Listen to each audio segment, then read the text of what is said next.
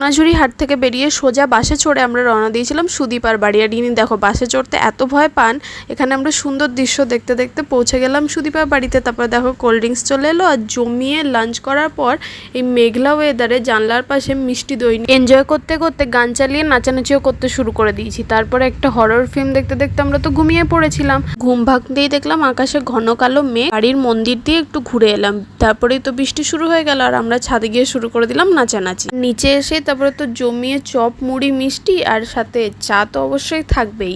আর রাতে তো অবশ্যই সবার ফেভারিট চিকেন দিয়ে জমিয়ে ডিনার করলাম। আর রাতের খাবার শেষ করে খেলাম মোটা মোটা সাদা কালো মিষ্টি, আর তারপরেই চলে এলো কোল্ড ড্রিঙ্কস। আর এখানে দেখো পাত্রী আমাদের জন্য কোল্ড ড্রিঙ্কস নিয়ে এসছে, আর পাত্রীকে আমার খুব পছন্দ হয়েছে, তাই জন্য আমি আশীর্বাদ করে দিচ্ছি। রাত 12টার সময় আমরা চলে গেছিলাম ছাদে বসে কোল্ড ড্রিঙ্কস এনজয় করতে। ব্যাস এইভাবেই কেটে গেল দিনটা। আর নেক্সট দিন সকাল সকাল আমরা এইভাবে বর্ধমান ফিরে এলাম।